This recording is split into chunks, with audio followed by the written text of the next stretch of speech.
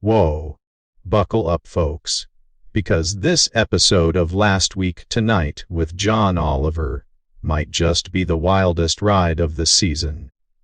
From biting political satire and genuinely outrageous government antics, to an explosive deep dive into police chases, John pulls zero punches, and you're about to get every twist, every burn, and every truth bomb right here. Whether it's the government shutdown and Trump's marble bathrooms, or why your car might end up flipped over for a dumb traffic ticket, this recap has it all. Plus, did you ever think you'd see John Oliver launching his own wine? Trust me, you do not want to miss what goes down in Season 12, Episode 28. The episode starts with John's trademark blitz of current events skewering the week's biggest headlines in ways only he can. Trump's Asian tour gets mentioned, but the real jaw-dropper is Trump fixating on a bathroom remodel at the White House. While most of the U.S. federal government is paralyzed by a shutdown, the president is snapping and posting photos of a marble-drenched bathroom instead of, helping millions of affected Americans. John delivers one hysterical line after another, mocking Trump's priorities and clarifying how tone-deaf it is to flaunt luxury while government workers miss paychecks. But things get way more serious, fast. John breaks down the impact of the government shutdown, especially the threat to the SNAP food assistance program. Nearly 42 million Americans depend on SNAP, and because the White House refuses to use available emergency funds, millions risk losing access to basic food aid, something that's never happened in any previous shutdown. John exposes how Republicans are basically using hunger as a bargaining chip, and he's scathing in calling out Senator Tommy Tuberville's dismissive, coded comments about poor and inner-city recipients. John doesn't just get angry, he schools viewers as most folks on SNAP aren't lazy, they're kids, the elderly, disabled, or caretakers, and many of them actually do work. His tone seethes with a mix of outrage and empathy, bringing home how truly disastrous political brinksmanship can be for vulnerable Americans. He also debunks Republican talking points blaming Democrats for the shutdown and threatening health care for illegal aliens, pointing out how this is just rhetoric meant to distract. The real fight is over extending ACA subsidies, and John pulls up heart-wrenching examples, like a family whose cancer survivor son would have faced almost $2 million in medical bills without insurance. As premium costs threaten to skyrocket, one plan jumping from $19,000 to $47,000 per year, the stakes become clearly life or death for many. Duck. Oz pops up to downplay the numbers, and John hilariously calls him out as Old Waluigi, skewering his misleading sound bites with relish. By the time John pivots back to Trump, who's blaming Democrats for everything, and then jets off to a Great Gatsby-themed Halloween bash at Mar-a-Lago, the segment has taken viewers on a whirlwind of real anxiety, biting satire, and political absurdity. John wraps up the segment with the dark punchline that, while little party never killed nobody, a grand old party sure could, given their apparent indifference to real suffering. Next, the show's main story explode police EHASES. John Oliver takes us deep into the culture, tragedy, and policy nightmare that surrounds high-speed police pursuits in America. He starts light, riffing on the campy, drama, queen presentation style of TV specials about police chases, then reveals the deadly truth. Most people killed in police pursuits aren't even the bad guys fleeing, and the federal government doesn't reliably track these deaths. In 6 years, over 300 people died nationwide as a direct result of police chases, nearly 2 per day, and most were innocent bystanders, not suspects. Oliver doesn't just toss stats, he brings personal stories. We see home videos of people's houses smashed on Halloween, not by trick or treaters but by cars chased by police.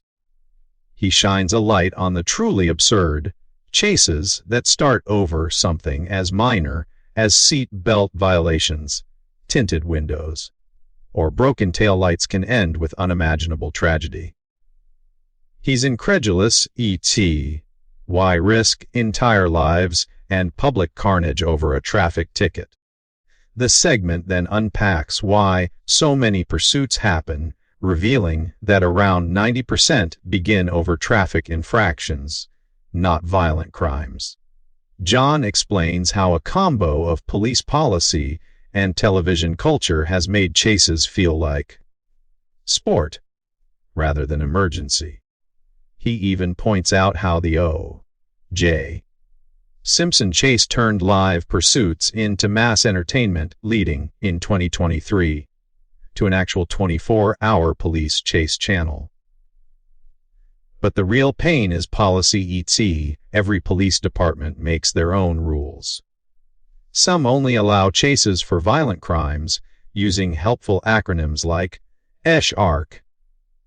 But many let officers pursue at high speed for minor theft, or drug offenses, or even less. He highlights the dangerous PIT maneuver, where cops intentionally ram cars to force them off the road. John shows how departments often celebrate the move like winning at Mario Kart, ignoring just how deadly it actually is, especially at high speeds. The episode features harrowing dashcam footage. An officer in Arkansas performs a PIT maneuver on a pregnant woman who was looking for a safe place to pull over, literally following the rules in the state's driving manual. Her car flips violently, and the cop shrugs, saying, "Well, this is what happens when people don't stop for us."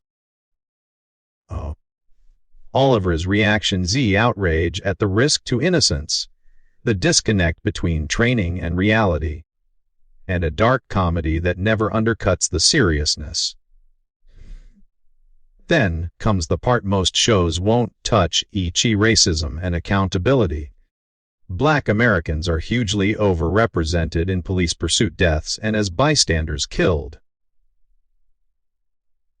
John calls out why, from racial profiling, disproportionate ticketing, and a justice system that rarely, if ever, disciplines the officers responsible, thanks to qualified immunity laws and other protections. Even when cops are responsible for harm or death, families almost never win lawsuits. And Donald Trump even pardoned 2 convicted D.C. police officers in a rare case where they faced jail time.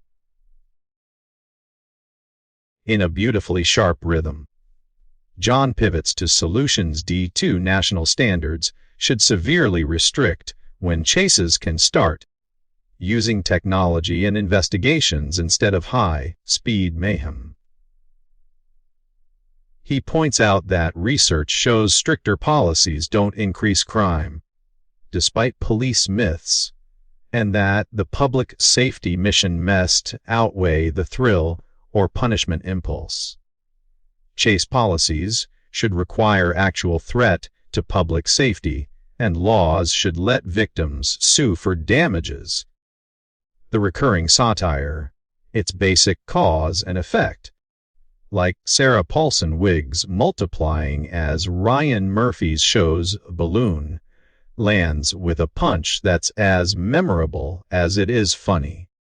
The segment is an emotional roller coaster. You laugh, you cringe, you get angry, and you learn. By the ending, Oliver states it plainly. The belief that high-speed chases are the only way to protect the public is absolute bullshit. He gives credit to law enforcement officers who admit the truth, chasing over every infraction, just to chase everyone, inevitably leads to deaths. Just when you think it's over, John pivots to a hilarious ending. Celebrity wine.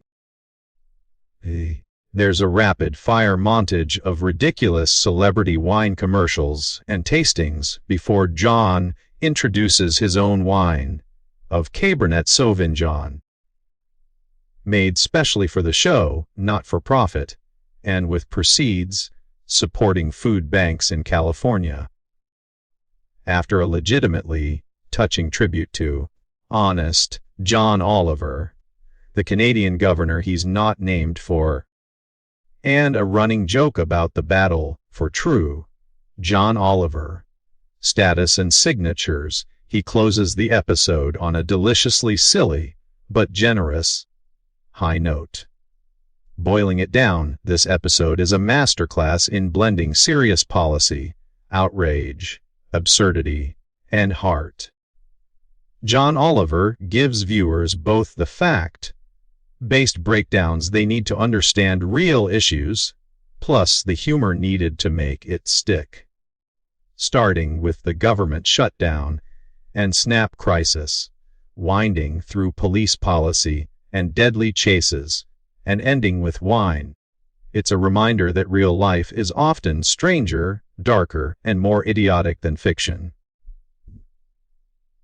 Now it's your turn. What did you think about John's take on police chases and accountability, or his deliciously ridiculous wine launch? Did you learn something new? Or did one of those stories hit close to home? Drop your thoughts and reactions in the comments below. And don't forget to give this recap a like, share it with your pals, and hit subscribe for more deep dives every week. See you next episode.